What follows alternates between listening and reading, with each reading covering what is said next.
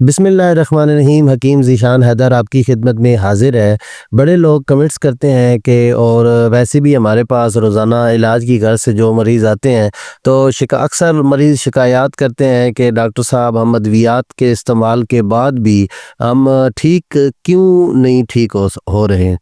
تو کچھ ایسی باتیں ہیں جن کی وجہ سے مریض جو ہے وہ ٹھیک نہیں ہوتے۔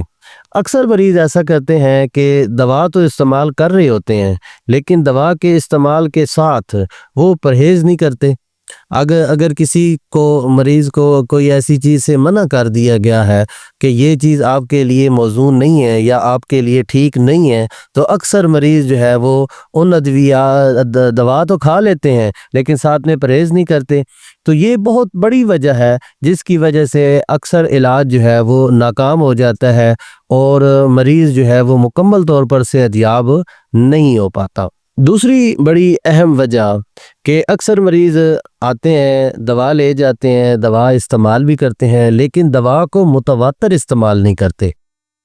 کبھی صبح کھا لیتے ہیں، کبھی شام کو بھول جاتے ہیں۔ ان کی زندگی کا ایک شیڈول اس طرح کا ہوتا ہے کہ وہ دوا جو ہے مکمل ٹائم پہ استعمال نہیں کر پاتے، اور کبھی دوا کھا لیتے ہیں، پھر ایک ہفتے کی دوائی ہے تو اس کو تقریباً 15 دن تک استعمال کر لیتے ہیں، تو پھر چھوڑ دیتے، پھر درمیان میں چھوڑ دیتے ہیں، پھر جب تکلیف ہوتی ہے تو پھر ہمارے پاس آتے ہیں تو شکایت کرتے ہیں کہ یہ ہماری جو بیماری ہے ڈاکٹر صاحب، حکیم صاحب، ہم نے تو یہ دوائی استعمال کی لیکن اس کے باوجود بھی ہم ٹھیک نہیں ہوئے۔ تو اس کی بہت بڑی وجہ ہے کہ متواتر دوائی کو ایک ترتیب کے ساتھ استعمال کرنا چاہیے۔ اکثر مریض ایسا نہیں کرتے اور پھر اکثر جو ہے ہمارے جتنے بھی ہماری فیلڈ کے ڈاکٹرز، حکیم حضرات ہیں، جتنے بھی ایسے لوگ جو علاج معالجے سے وابستہ ہیں تو اکثر آ کے ان سے شکایات کرتے ہیں کہ ہم نے تو یہ دوائی اتنا ٹائم استعمال کی تو ہمیں مکمل فائدہ نہیں ہوا۔ تو ان کی اپنی دراصل یہ اصل میں ان کی اپنی ایک غلطی ہوتی ہے جس غلطی کو وہ درست نہیں کرتے اور شکایت کرتے ہیں کہ ہم دوا کے استعمال کے باوجود بھی ابھی تک ٹھیک نہیں ہوئے، اتنی دوائی استعمال کی، جبکہ اس کو اگر غور سے دیکھا جائے تو ان کی اپنی اس میں سے غلطی نکل آتی ہے کہ ایک ہفتے کی دوا کو وہ 15 دن تک استعمال کر رہے ہیں، یعنی کہ ڈوز جتنی ضرورت ہوتی ہے اس کو آدھی ڈوز وہ استعمال کر رہے ہوتے ہیں۔ تو اس کی وجہ سے وہ اکثر مریض جو مکمل طور پر صحت یاب نہیں ہو پاتے۔ تیسری اور بڑی اہم وجہ کہ اکثر لوگ ایسا کرتے ہیں کہ اگر ایک ڈاکٹر نے ایڈوائز کی ہے کہ یہ دوا آپ نے 15 دن تک استعمال کرنی ہے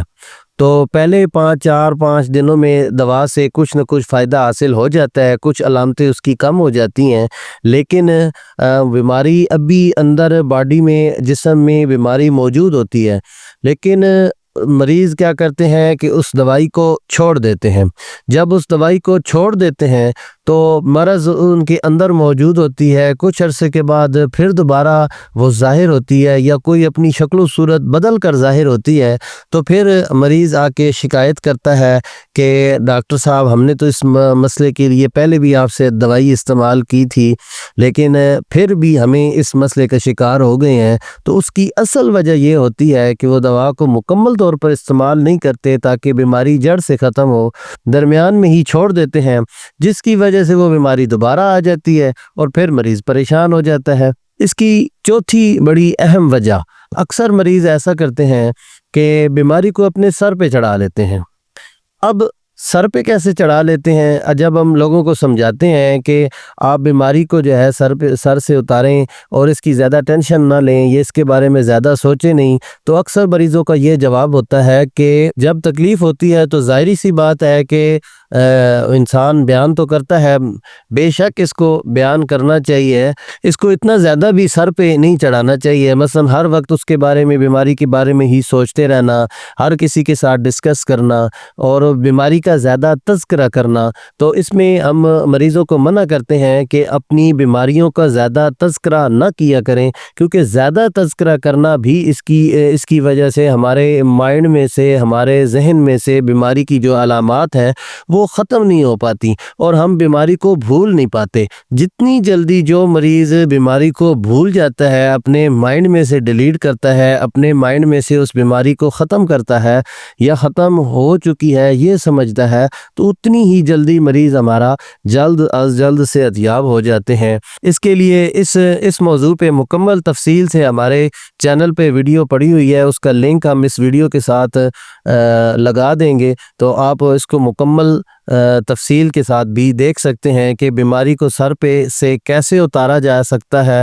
اور اس کے لیے احتیاط کیا کی جا سکتی ہے۔ اپنی دعاؤں میں ہمیں یاد رکھیے گا۔ والسلام، حکیم ذیشان حیدر۔